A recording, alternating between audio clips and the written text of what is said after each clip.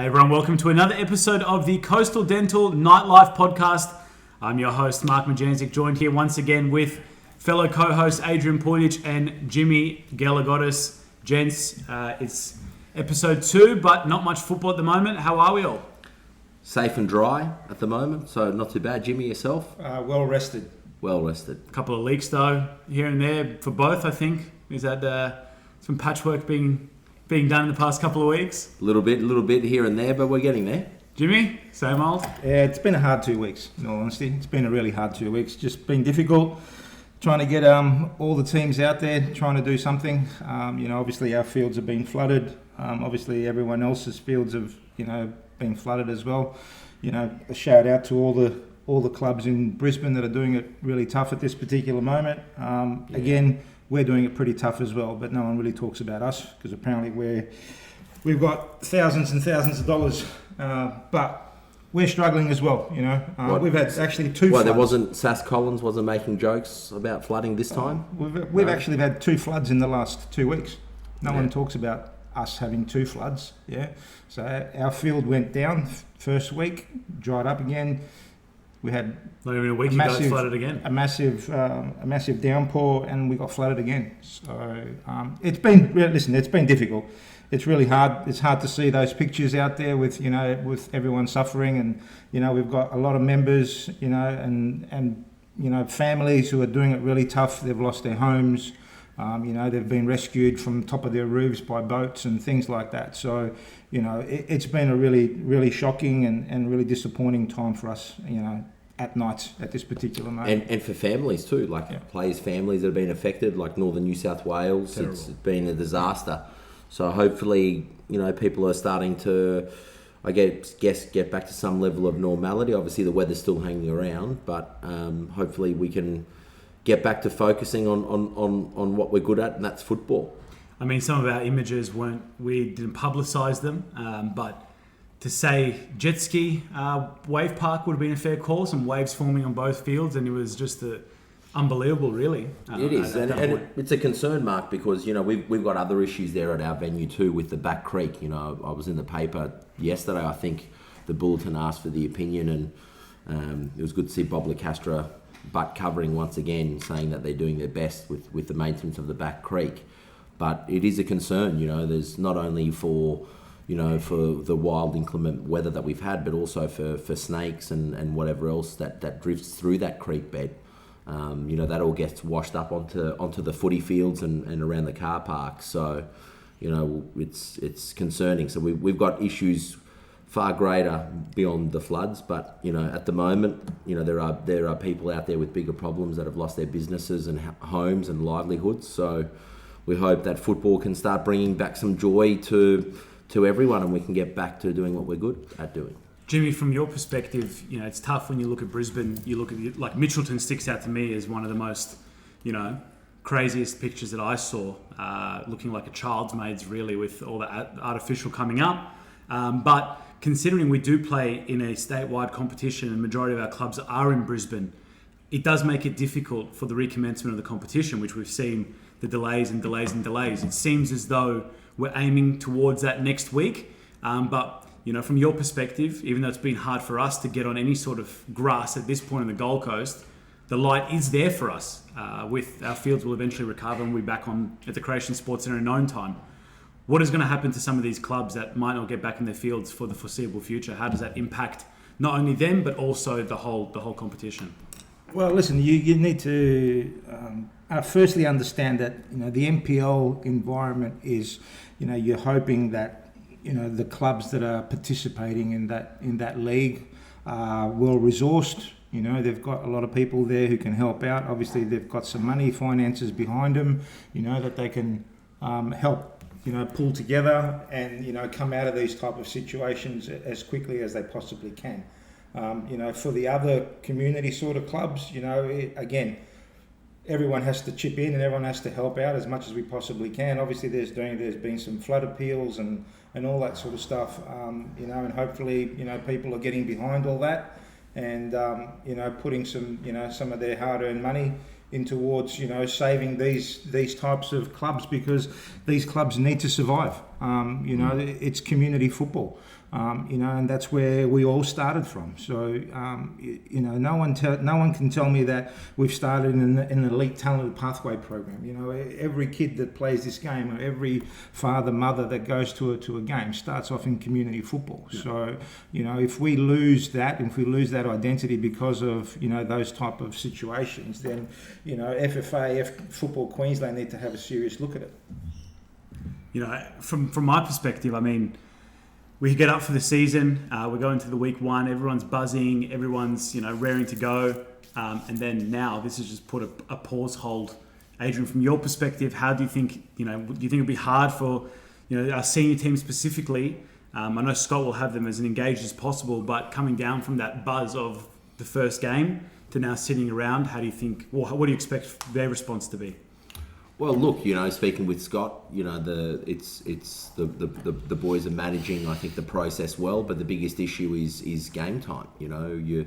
There are clubs out there like Brisbane City and Olympic, and if you saw the devastation at their venues, they're clubs that won't get back to their home ground, particularly, if their fields are contaminated, which there was talk of it being contaminated due to sewer backflow. But if that happens, there's clubs there that won't get back at all at their venue for this year, and that mucks with preparation. So I think the only club to get to be relatively unscathed has been Lions. You saw that they had a great fixture hit out with Solomon Islands 2 nights ago now, and that they'll probably go into the season best prepared and without too much distraction, and we're probably the next cab off the rank to feel that way as well. So game time's a big thing, tonight, and we'll probably touch on it as we go through the podcast. But we've got Redlands tonight, Palmy on Saturday, and then we jump straight into what is a delayed start to the season against Lions away. My view is, and look, let's be honest, this is not the first year where we've been troubled by wet weather. Seems like every year, no matter when every we start. year. So whether we have to look at when our season starts to deal with this, but now we're going to be jamming in games through the season, playing catch-up fixtures, FFA Cup fixtures, normal rounds, and coming off little to no training into round one. So don't be surprised to see injuries in that feature by round 3, 4 and 5. And that's a major concern. I think we saw that particularly in the COVID era. When we returned back from COVID, we saw a lot of soft tissue injuries because of the lack of preparation and conditioning and so on and so forth. But as you said there, we're actually recording this podcast on Thursday afternoon. Probably will air up on Friday. But again, the boys playing in not behind closed doors, but might as well be a late kickoff against Redlands at the Elite Fields on Thursday night. And the Palm Beach game on Saturday, which is a good hit out against a club that we faced in the local competition for many years, and are favourites, I think, to win the QPL 3 competition, which is, not ideal preparation, but better than what you can expect others will be having this week and next week. Yeah, look, I think it's a good hit out, and I'm sure that the boys will enjoy going down to Palmy. It's a good venue. It's always a strong game. And against some of the more local clubs, it's always an aspirational type challenge. These clubs, like your Palmies and your Surface and your Broadbeach and your Burleys, anytime they face, NPL opposition, they always get up for it. They've always got something to prove. And who knows, it's a good opportunity as well for Scott to see what some of the local talent looks like. We've got a few local boys now signed up for us for our squad this year. But so the Gold Coast is rich with talent, and we'll see some of those against Palmy on Saturday night.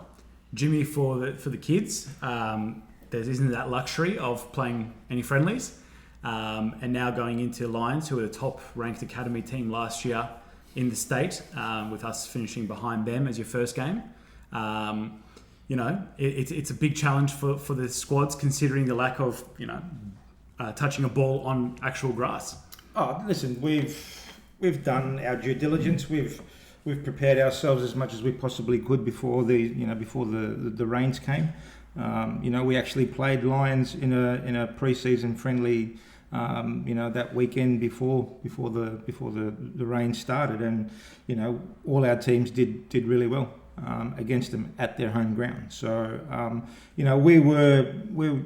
we decided this year to extend our break a little bit more, and start our pre-season in late January. Normally we start in the first week of January, and we decided that it'll be easier for us.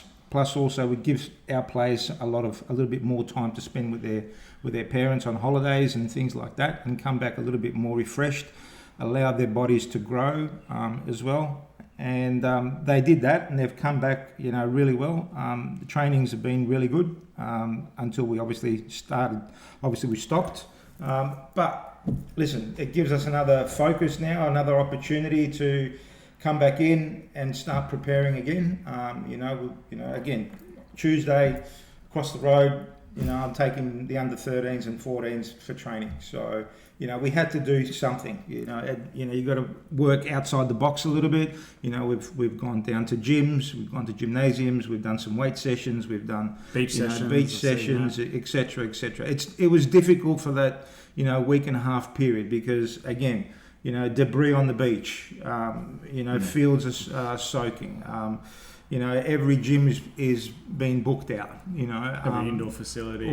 Indoor facilities were hard to come by as well. So, again, it's an ever-changing landscape, so to speak, every day. Again, I thanked all our members at the academy presentation for being diligent. Every day that the training schedules are always going to be changing and things like that, which they've accepted, which has been really pleasing. Again, we came back to training yesterday at Alabaster Fields. Hopefully the weather can continue, to be okay, and we get a good week's training in before Lions, next week. You mentioned, and one topic that we're going to go into, non-football related but very relevant, is facilities. Now, we've done, Adrian, the commitment to upgrade our facility, but when you get hit with an event like this and the whole Gold Coast is affected, there's just no wet weather alternatives, enough of them.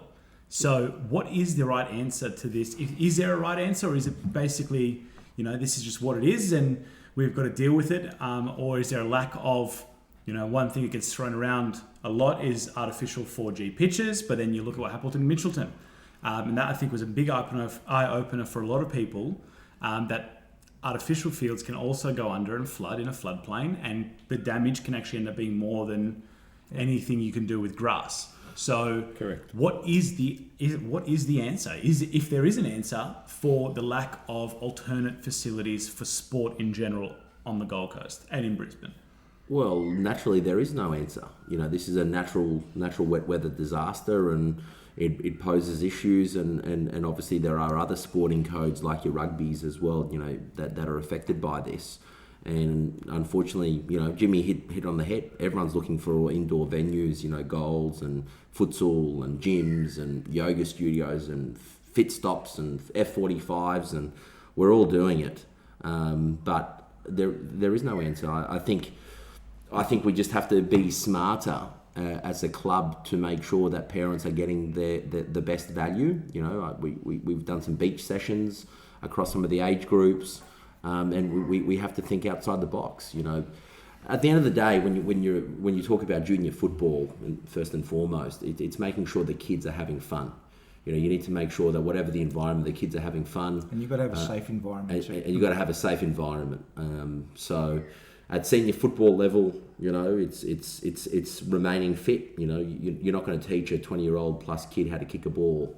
That they should know that, but it's maintaining their fitness, and Scott's been very aware of that. So the boys have been doing some running sessions. I believe they got onto the elite fields last night, which is good to get back on the paddock, and they'll do so again against Redlands tonight and then on Saturday. But there's not much you can do. Artificial pitches, particularly in the floodplain, to me, are waste of money. And let's also address the elephant in the room. Insurance agencies and insurance companies are going to start cracking down on building in the floodplain. They're going to start cracking down on what type of infrastructure is in the floodplain. And if you want flood cover, particularly with these wet weather events, you'll be paying through the nose. So are artificial pitches, particularly in the floodplain, is that a viable option? I think not. But I also think that we have to look at ways in which we can, I guess, mitigate against flood disaster, particularly at our venue. You know, I've spent considerable monies on drainage at our venue, and it does help. It's helped a lot. You know, our when it does flood and recede, it recedes as if nothing was even flooded 20 minutes ago. So it's doing its job, but we need to do more. But I also think it's the time of year. You know, we need to be conscious that round 1 to round 4 is always rain affected. So whether our season... round 1 starting round 4 then? Well, that's right. And do we look at pushing back because in the winter months it's sunshine, blue sky, and 20 degrees? Look, I think the big thing also is there's then conflict with the Football Australia, Football Victoria, and New South Wales that kick off. You know, you're suggesting then that those seasons are well ahead of ours, which is, I know, is not the intention of Football Australia really. If Football Australia want everyone's season to finish at the same time. So, I don't know. I think we need to definitely be a little bit smarter as to how we kick off, but, you know, you can't stop rain. I think there's a 50-50 element to that, though, as well, wanting everything to coincide in the same script and the same timelines, but also, you know, understanding that conditions are different in each of these states. It's all good and well wanting to do that. But then there's other areas where we're not replicating the other states, like the play point system, for example, and the international player system. So if we're going to replicate an NPL program across the whole country, shouldn't the FA replicate all the rules and conditions equally? Yeah, but you have to look at the national body and say they don't really care for what you and I think. It's about their media partners. It's about their profitability. They don't really care for what you think about season and playing 20 degrees. You need to also understand that for the last 5 years or so, Melbourne and Sydney's PPS points are much higher than what ours have been. Precisely my point. So when we're playing them in an FFA Cup, for example, how are you supposed to compete? We're on 180 PPS points, and South Melbourne or Heidelberg or Blacktown, whatever, they're on 220. So with 3 internationals. Again, we're talking about the football pyramid, and we're talking about what the model looks like. You know, and I get that there's changes happening, and they want to bring it all together and do, you know, the transfer, you know, months together and all that sort of stuff. But still a long way to go. Still a long way to go to make it fair throughout every state. One governing body. Yeah, we need to do a lot better. We do, and not conflict so much. But look. I guess the wet weather stuff now, I think we've addressed that well and truly. But I think going forward, you know, our club, we need to focus on ourselves. We're a private venue. You know, we've got obligations to our players and our football family, and do what we do best. You know, I was talking to Scotty McDonald about it today. You know, you look at the discipline of Lions Football Club, and I am in deep admiration as to how they run their organisation, because for me, you know, they say Marconi Stallions also run a very similar type of ship, but for me, that's what we need to be. You know, we need to be focused on running our game and our system, and let the football governing bodies run their own game. Yeah, I mean, very well said. Looking at other areas, our QPL 4, the local boys, they're in action as well next week, supposed to be at home, but I'm not sure about that match, taking on Madraba. It's good to see all them going, so big shout out to Sharky, Marko Vidakovic and all those boys for the work that they're putting in.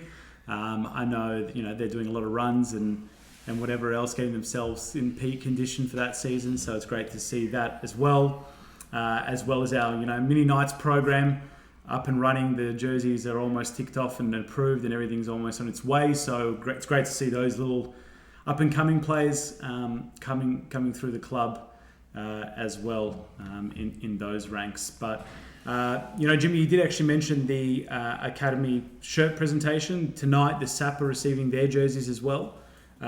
We saw a great photo on our socials for those that haven't had a look of all the Academy players together with the coaching staff. Tell us a bit about the night. How did it go, and how good was it to get some smiles on some faces, considering all the impacts that we've had? Yeah, listen, it was a great night. Hopefully, everyone enjoyed it. I think you know, all the Academy NPL junior players, they loved the jersey. They loved the Adidas kit. They love the colours, the tone of the colours. They're all smiling from ear to ear. Parents were reasonably happy with the presentation. Again, we wanted to bring everyone in together on a particular night, but because of what's happened with the rain and the floods, etc., it became a logistic nightmare. So we decided to obviously separate them, and we presented the NPL Academy players first, and obviously tonight, from what I'm hearing, there's a big buzz down at the Croatian Sports Centre. Everything's all ready to go. All the SAP coaches have been down there all day organising things for the presentation. So I'm looking forward to seeing some great photos with all our SAP kids, smiles on their faces, having something to eat at the end as well, and enjoying being part of Gold Coast Knights Football Club. No, definitely. So, looking ahead, as you said there, the next game you'll see the Knights in action and competitive fixture will be the Lions game. That was supposed to be played at home. It was supposed to be a big game there with President's Lunch and so on and so forth. The whole club was supposed to be present. That is now not the case. We've reversed the fixture. We'll be at Lions Stadium next week. The next element is, I think Football Queensland are yet to announce what will be happening on the 25th. Adrian, do you know any? Well, I think we're FFA back. Cup was supposed to be on. Look, I don't think there's been any chat about the FFA Cup right now, but I think the main thing is season's back, new start date of the weekend of the 19th of March, and that's our first full club fixture away to Lions. So we've done I guess what should have been our round 3 home fixture is now technically round 3, but to be played as round 1 away. So we ask all of our fans and family and friends to make their way up to Lions. It doesn't get any harder than Lions away, round 1, in your face. After what for me was a solid hit out against Solomon Islands. They were super impressive. Obviously lacked game time and game experience with the layoff facing a Solomon Islands. That I guess capitalised on some of their mistakes. And then there's a scheduled match against Logan midweek, the catch-up game from round 1. Yes. I'm yet to hear any difference that is not going ahead or going ahead. It's going ahead. Just confirmation of dates and times, I guess, for the entire league, because I think they want everyone playing that midweek fixture. Yeah. So we will update our fixture schedule that Mark will send out very soon. He's been diligent with that. And can't send anything out until we get full confirmation of the fixtures. So I can't believe you're actually speaking about the first round, Mark. It hasn't been confirmed. Yeah. he's on the ball with it. I'm all over it. I'm waiting for it. You're all over it. But look, I think we're desperate. We're starved of football at the moment, and we need to get back out there. And it is hard. It's hard for all parents, across Brisbane. As well, and clubs. This year was supposed to be, and still should be for that matter, the hardest year in NPL Queensland history, with essentially the top 7 or 8 clubs all going to look to put up a fight. So it's a shame to see, aspirations of Brisbane City and Olympic not have the proper start that they would have hoped for, because we need them all. We need them all to be firing on all cylinders. It's what makes our league special. We do punch above our weight as a competition. We rarely look at our competition and say the quality of play that's left here in Queensland that doesn't travel to New South Wales and to Victoria. We fight a good battle, and we have good clubs up here. I still think I think the last couple of years with football. Football in Queensland has suffered a little bit, from players obviously leaving, going down to Sydney and going to Melbourne. You had the continual 3 or 4, 5 teams that will be on top of the league and fighting. It's the same big 4 every year. Yeah, it's going to be the same this year. No, I don't think so. I don't think so. I'm going exactly the same 4 teams. And so who was your? I know we did this last time, but who's your 4 in no particular order? Lions, Knights, Olympic, Peninsula Power. They're the big 4 clubs. Yours, Jimmy? Tell me 4 different clubs, or give me a 4th club that's going to be thrown in there and kick someone out. Easts. Yeah. Okay. You said Gold Coast United 2 weeks ago. As a smoky, yep. As a Yeah, smoky. you did. Yeah. It was Peninsula Power, Gold Coast United as that for me. I But don't think Penn Power will be the force that they were last year. They got Adam Pengelly who's left. Yeah, he's gone to Lions. Are we concerned about the loss of Luke Palmer, left centre back. Yeah, Are we he's concerned gone to about Brisbane Olympics City. loss? Zach Anderson, to me. Yeah, I think that's a big loss. major loss. Major loss. When you lose, So Glover's out. Yeah, but no one really Anderson's talks out. about. Phil Lasm's out. No one talks I think about we're still Jack Glover. forget- But we're No also one still talks about forgetting Jack Glover. Phil Lasm is the They're all best talking number about 6 in Zach Anderson Queensland. at the moment. Yeah. They're not talking about Jack Glover. You're right. Jack Glover's been in that team for the last 4 years. Yeah, and he's good as a enough to be. 19-year-old. Yeah, and he's Yeah, good come enough to from be Cairns. spoken.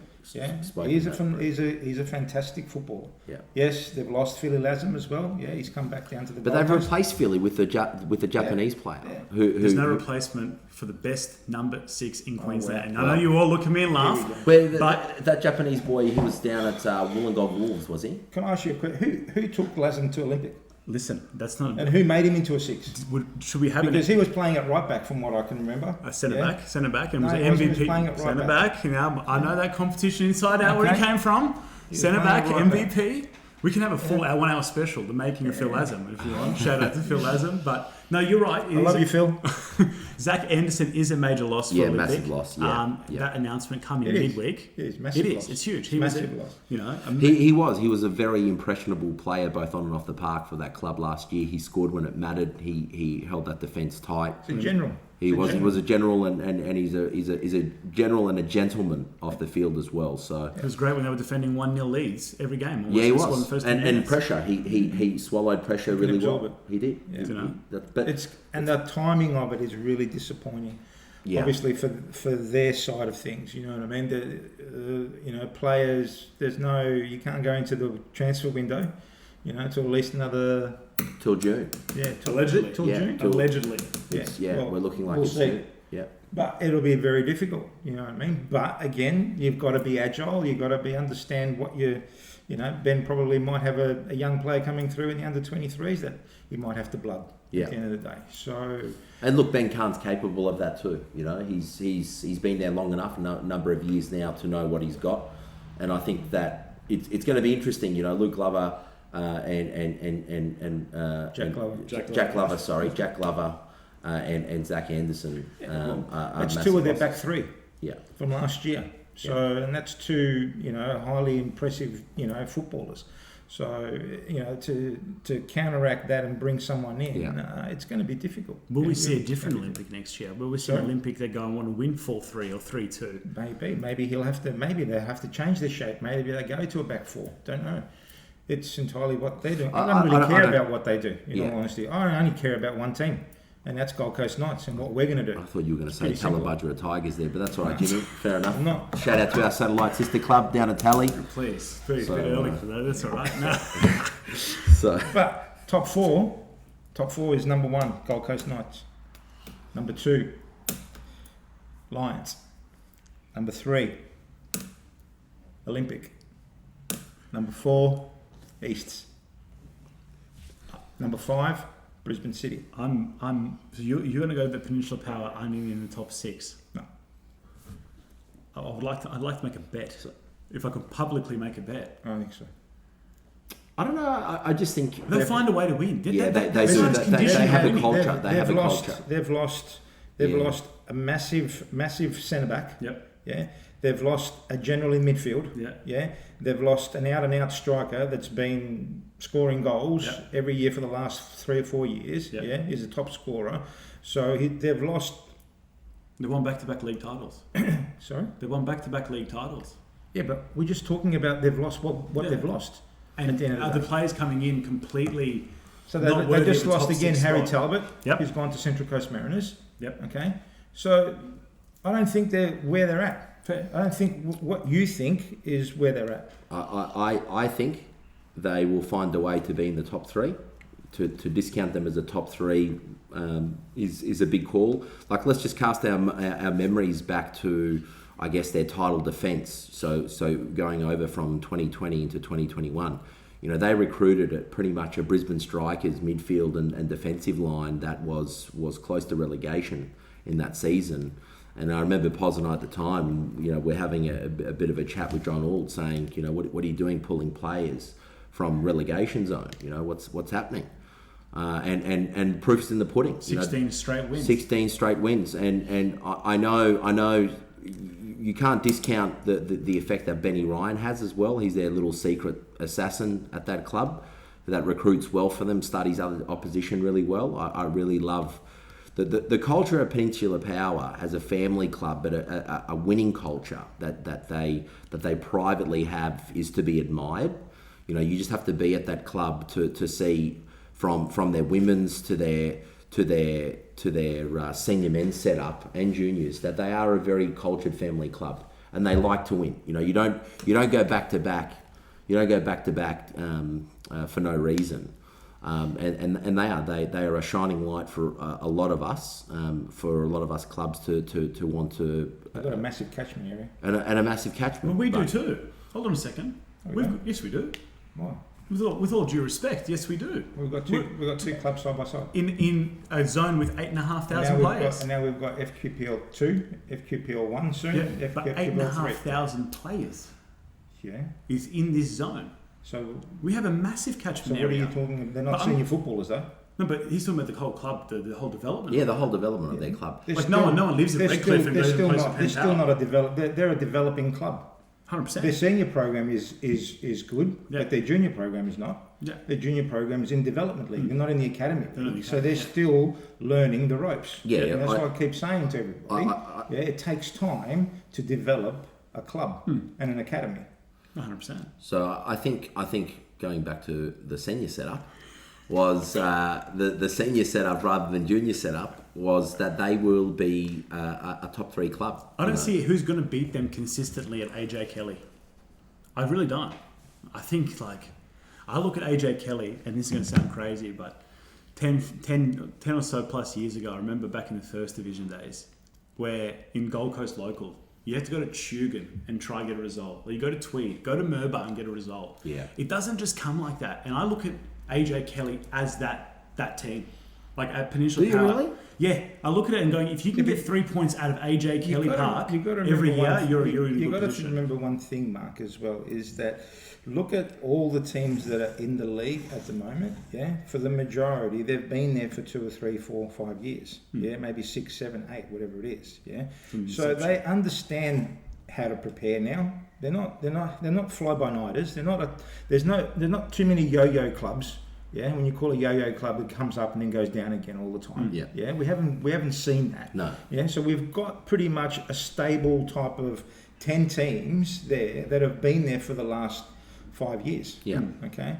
So yes, they've got some money behind them. Yes, they recruit well. I get all that. Yeah, but I still think every year every team gets better. Do you think so? Every team gets better. Yeah. So from the inception of the NPL, it's not anymore. As I said to you before, there's no 4 teams anymore in this league. There's 8 teams now. 8 teams that can really push every team. Well, those top 4 teams, yeah, home and away. Yeah. Well, and you have because you've got to remember. Sorry, Ads, to interrupt you. Yeah, but you're going to get the best players, for example. Yeah, go and play for Penn Power. Yeah, because they're recruited well and they've got a bit of money. They go to Olympic. Yeah, etc., etc. Okay, so where did Nicola come from? They played for Lions a year ago. He came from Mitchelton. Yes. And he's setting the Victorian NPL alight. Now he's setting that alight at the end of the day. There are still young players out there that are coming through our processes, through our development in our NPL program, yeah, that, yes, they're not going to get an opportunity at Knights, or they're not going to get an opportunity at City, or they're not going to get an opportunity at Olympic, but they're welcome with open arms at Easts, they're welcome with open arms at Moreton Bay, yeah? Yeah. So there's still really good coaches there. They're still developing them. They're still making them into really good footballers. So I for the life of me don't say that there's going to be just a top 4 these days. And that's why all our players have left to go to Melbourne. Not anymore. Our league's getting better and better and better. Our league is definitely getting better, and the competition needs to be getting better as well, and the clubs are getting better. You know, we're seeing a lot more talent within our own ranks being developed that are wanting to stay here in Queensland. Like, let's not discount what Queensland is. You know, the I guess the gloss and shine of going to Victoria and Sydney has definitely diminished due to COVID. 100%. And if you look at some of the players that we're actually pulling from those leagues, it is fantastic, and that's only going to continue to strengthen. The best thing, really, like if you look at it, and more maybe to Jimmy's point, you know, yes, it's gotten better every year. I thought last year the quality was pretty poor in my view, and if you look at the results of most of the teams other than Peninsula Power, everyone was inconsistent. Everyone was consistently inconsistent last year. From you know, needless to say, us. But everyone else was. You know, Lions was seventh at one stage and had a massive run till the end. Sunshine Wanderers, who are in the top 4. Yeah. So, but it was there's teams there. Yeah. But they didn't finish in the 4. Yeah, I get that. I understand that. But I think the big thing that's happened to Queensland, and I don't think we'll really see the strength of this league, as in NPL, until maybe 2025, 2026. Why do I say 2025, 2026? Is we need promotion relegation to really flesh out which clubs are ambitious and which clubs are not. And not every club has ambitions to be in NPL. Not every club wants to be in FQPL 1. And I've noticed that a lot speaking to local community clubs is everyone was so excited with the prospect of the pyramid, but now they've also done a self-assessment of where they are in that pyramid. Yeah. And where they see themselves as a senior club, as a junior club, or as a complete club. Because as we know, there are a lot of teams out there that aren't playing in NPL in a senior setup that are good enough to play there than some of the other clubs in NPL. For sure, and that are better organised, better administered, better junior setups, and better facilities. Said, eventually, they will shine through. They will get there. But well, you just got to look at Caboolture. The amount of money that Caboolture as a sports centre, don't Caboolture have netball or rugby or yes, it's a sporting precinct. A multi-sporting precinct, mate. You can't tell me what TK will do there.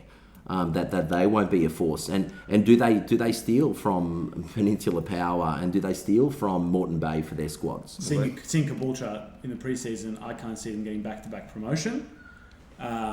Just watching them early in pre-season, Did they play their full strength team? Again, it's hard for me to tell you because I don't know anything except the local ping pong Premier League. So at the end of the day, just based on I've seen Rochdale, for example, in the second tier, who are very well organised, good setup. Look good team. That's great, but they've been in the QPL in the second division league for the last 5-6 years. Yeah. So they have to be. They're going to develop. There's no other clubs anymore. The rest of the clubs have moved on. They've gone forward. They're in the NPL. Logan Lightning's gone to the NPL. Yeah. The only club that's left there is Rochdale from the big clubs. Was it Grange Thistle as well? Would you say? No. Grange Thistle in QPL too. Yeah. Yeah, I know, but that's another big club. That's sort of another big club is Wynnum Wolves. Massive club, QPL they're in QPL too, at the end of the day. So Albany Creek. Albany Creek, very good point. Club. But unfortunately for Big them, club. I think they're going to have a couple of years in QPL too before they. Yeah, but there's nothing wrong with climb that the ranks. because that's the development of each club. Yeah. It's going to be interesting to see, but I think at the top tier and to make this viable and to see money flow into the top tier teams. We definitely have to look at our player point system to invite better quality players into the state. We definitely have to look at the way, we manage our clubs and our facilities is I think a critical part. Yeah. And really we need to look at how we can drop the price of our fees. We have to be more accessible to our junior ranks and more committed towards developing our juniors into something. There is a massive player drain to other sports. And we need to resolve it. One thing I want to raise a question here, and it'd be good to see everyone's insight. Jimmy, you might have a bit more insight into this, but Adrian and I will, I'm sure, have a specific path that we see. Let's just look at it in a very small, narrow box when it comes to quality and amount of players. How many, if we were just looking at seniors only, how many quality enough players are playing on the Gold Coast that could field NPL first teams player-wise? How many numbers have we got for that? So basing it off, let's just say 20 players per team. How many players are good enough to play to NPL standard, whether that be at the top of the NPL, middle or bottom of the NPL, that live on the Gold Coast, playing at Palm Beach, Broadbeach, Musgrave, Surface and Co. If you were to combine a total pool of players, could we get 3-4 teams that are capable enough of playing in the NPL? Based on pure talent? Based on pure talent and how they are as players now. We've got 2 right now, right? You've got Gold Coast Knights and Gold Coast United, which are fair to say are NPL 20 players each. So you've got 2 already in the bank. How many more can we make up from the local goal? And why I ask this is... 3. Look at the NPL, look at the FFA Cup though. 3. I think 1. 3. Well, Surfers take a squad, so there's one. There's one, and you got 2 more. I think you'd be very close to talking about a Palmy. You know, where a Palmy would be in that league is an interesting one. Like Brett Budwei's managed to keep the core of his squad there for a few years. Let's just say 10 or 12 of them can make it, but then you might have... Yeah, but at what level in the NPL do you want to achieve? As I said, just in there competing in the NPL, compared to the quality of talent in the NPL. Yeah. From, you know, I look at it like this: the strength of a league and the strength Probably of a team. 2 other teams. Yeah.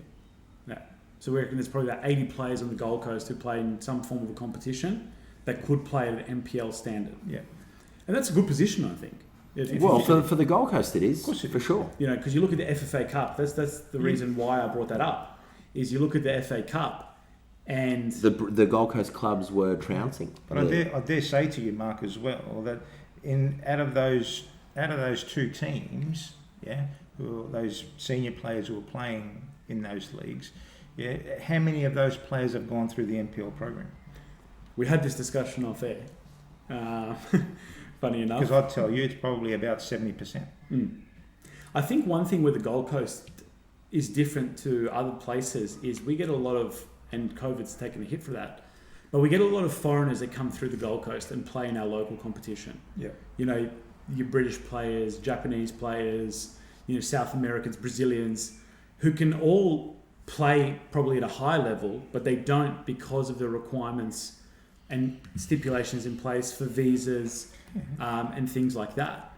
So that's why I thought I'd ask, just to see your gauge on what you think the quality is out there in the Gold Coast, because I do think the quality is good. You can't discount the quality based on our player pool. I think, you know, Jimmy's saying 2, I'm saying 3.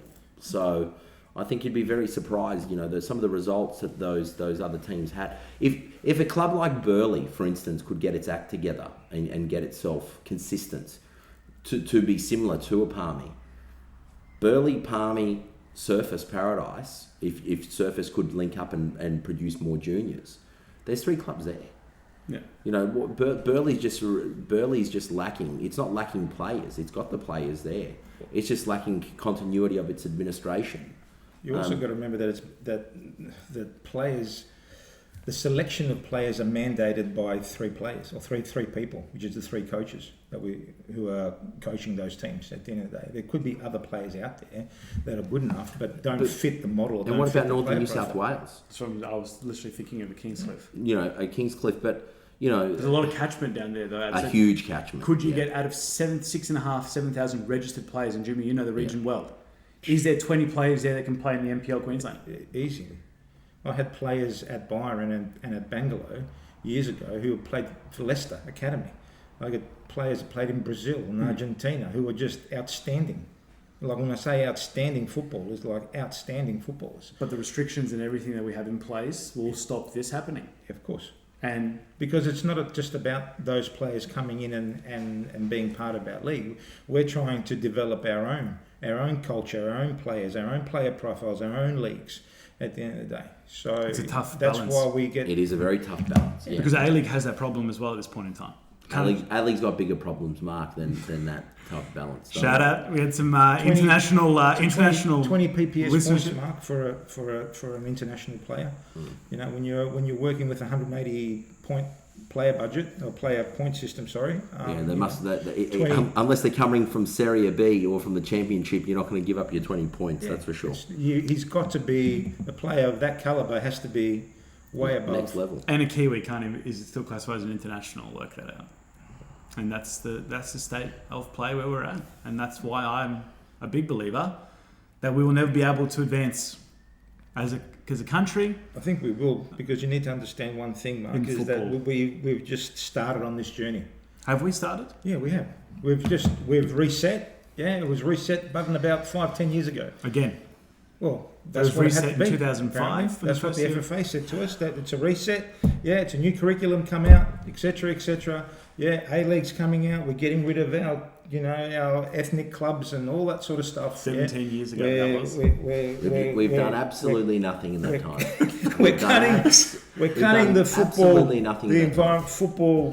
environment with a hot buttered knife, and we're starting again. You fit the mold beautifully. Yeah. You fit He the does, mold he does, doesn't he? beautifully. He does. I'll tell you what. You know what? You would Jamie Johnson, if you're listening, you've got a fanboy here. You would for sure get an email, a proper organisational email. You deserve Yeah. one. Why? I will actually put your name forward. Yeah, You fly that flag you know beautifully. what the No, I problem don't. is with the system? The problem with the system is it's not universal. It's not universal. We have Victoria making its rules up. We have New South Wales making its rules up. We have Queensland making its rules up. We have federations and associations that are moving away from NPL.TV platforms. You know, we are a game that is not connected. Full stop. And we are reliant on clubs such as ourselves, such as Lions, City, Power, and all of these clubs to essentially be the guinea pigs and test dummies for some of the initiatives that Football Queensland and Football Australia want to run. And my biggest thing is, as long as we're playing Socceroos, I know this is a contentious topic, as long as we're paying Socceroos big money to go to Oman to draw 2-2, whilst we have to charge kids $3,500 to play for the Gold Coast Knights at flood-ridden Carrara, let me tell you, our game is broken.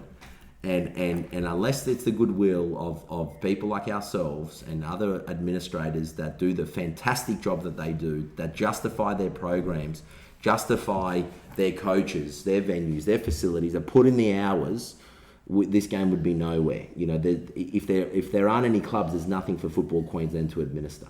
And until we have alignment and an agreement that our grassroots football is where our money is best invested, we are nowhere. We are broken. Is the issue because there's too many people making money, full-time money, in all these different levels around the country, in all these pop-up academies and co?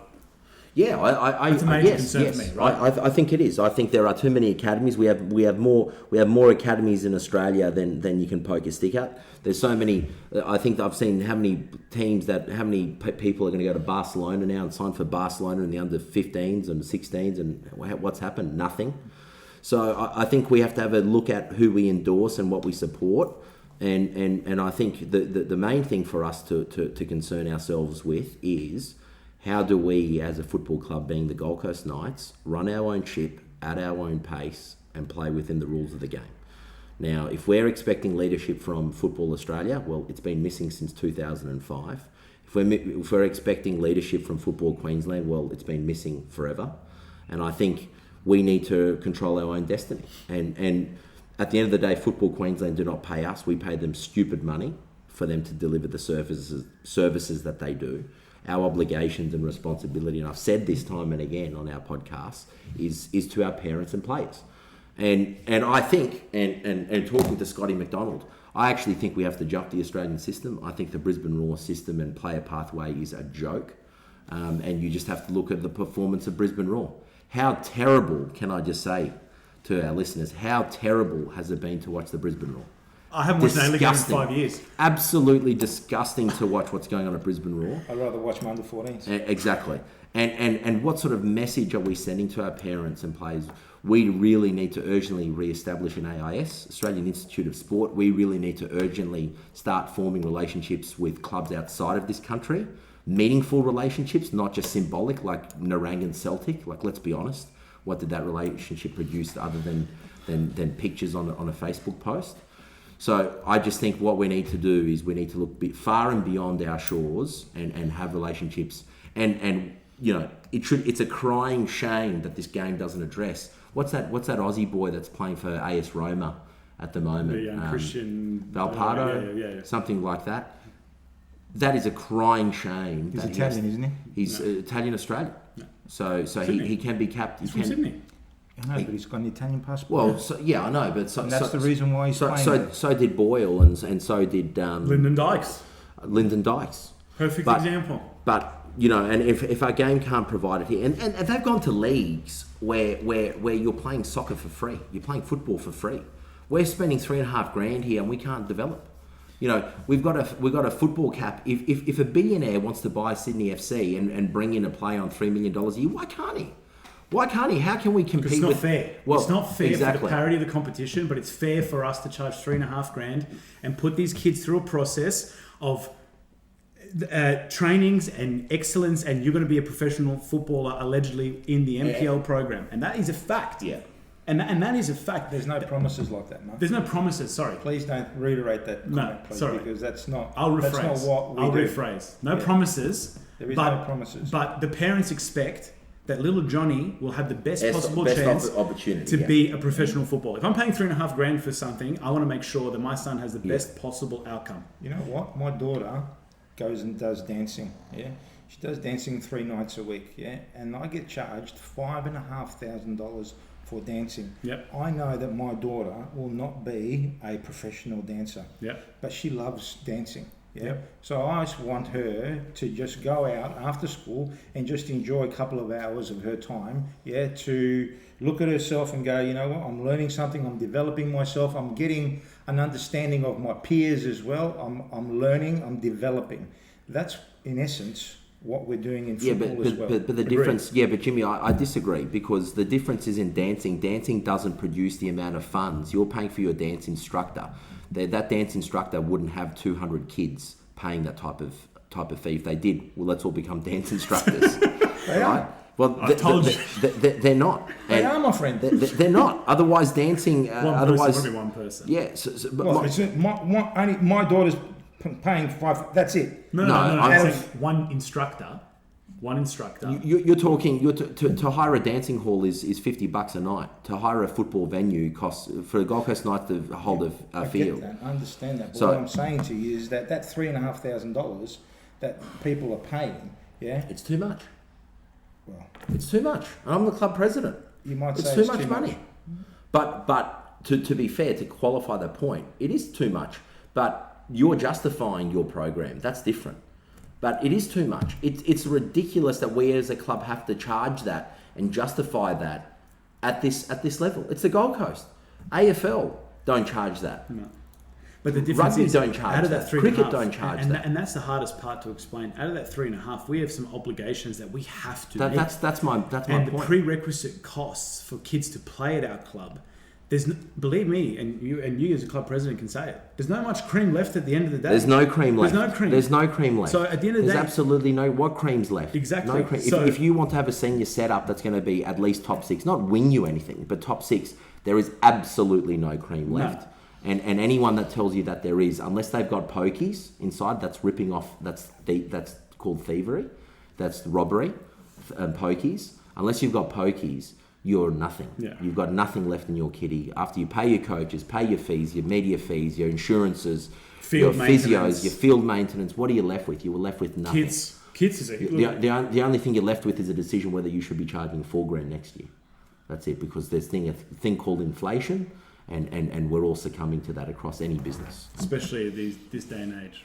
Well, we got told 10 years ago, when the NPL started, that this is the road. This is the FFA model for us bringing football to the community, to our talent pathway program. So I put it to you: should that program, because I think that program is based on a franchise model. Okay, so the FFA is the franchisor. Yes, governing bodies are such and such. Yep. FQ. And we are all franchisees. So if we're in a franchise model, then they should be telling us exactly how much money we need to bring out. Exactly how much money we need to charge. Every coach from SAP to the head coach needs to be on a certain amount of money. Set fee. A set fee, capped fee. And this is what you do. But how can you do that, Jimmy? Well, it's not. That's what I'm saying. They could take control of all the clubs. That's the grand plan. That is the grand plan. But they'll never take control of the clubs, because as soon as that starts to happen, and I know there's a bit of that creep now, that control creep is happening, and it'd be foolish for footballers of Queensland to think that clubs are not aware of it. We are aware of it, and we have votes and we have ways to remove people that do that. So it's not a dictatorship just yet. But in saying that, Jimmy's right. this is a business model. We're turning over close to $1 million a year as a club. It's a business model and it's a business. And at the end of the day, if our federation, for instance, makes a decision on media to walk away from NPL.TV, which fair enough had its problems and still has its problems, without any recourse or action from the governing body, well, how can we market and advertise? Even our contracts that we signed as clubs, all of a sudden our Surfers Paradise has the same rights to me to enter NPL in the coming years. But we haven't even fulfilled our contracts yet. We signed contracts 5 years ago, and every year of our contract, the contract's been amended at their discretion, at their absolute discretion, whether we like it or not. The way that the Gold Academies used to work, with your senior team and how that, now you don't need the juniors. You can be a senior to the club and say, screw the juniors, I'll let Albany Creek run that, and I'll just go and live large as a senior club, because we don't have pitch availability. So, what's the point of that?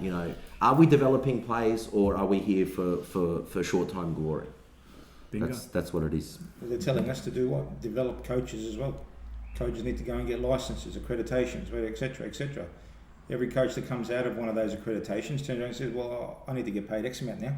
Yeah. And it adds to your wage bill. It adds to the wage bill. Adds to the wage bill. And someone has to pay for that. Well, yeah, at the end of the day. So again, what does that model look like? Yeah, who are these people who are going to make those decisions? You ring these people up. There's no answer there. There's no callback. No. So we're left in limbo. And I've asked this question for the last 10 years. Every TD meeting that I've had for the last 10 years, driving to Meakin Park, yeah, I walk out of there feeling dumber than I did when I walked in sometimes. And I just look at it and I go, what are we here for? I walked away from this sport because of that. And still again, there's no answers. There's no answers.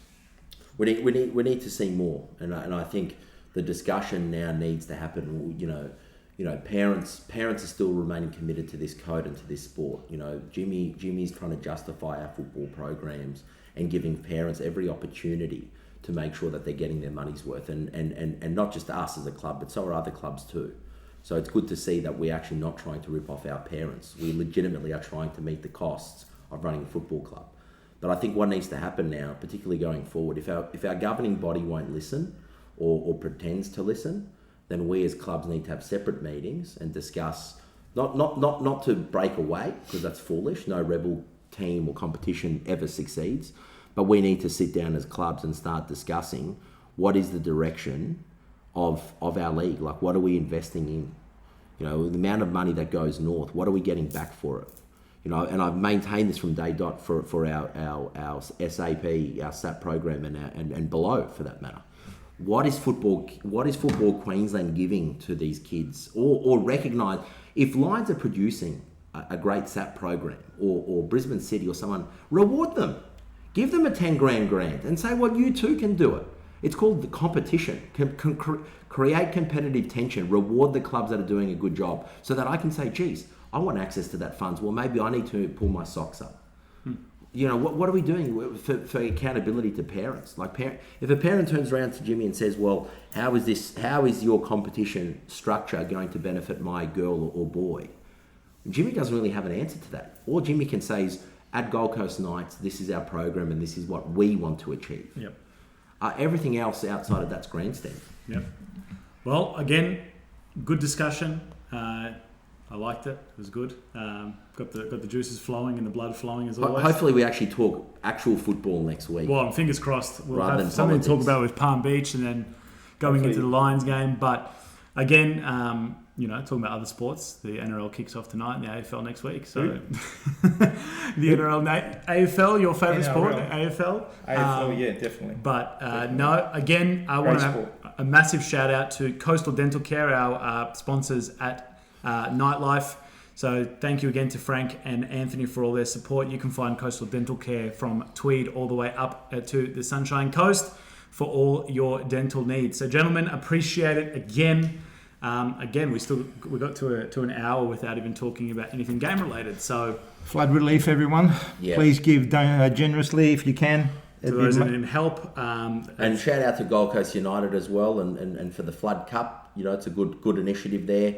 good to see Parksy calling on his connections in the futsal world as well. So wish them all the best in that. To help out those that are in need. So again, this has been another episode of The Nightlife. Again, we will see you and you can hear from us again next week.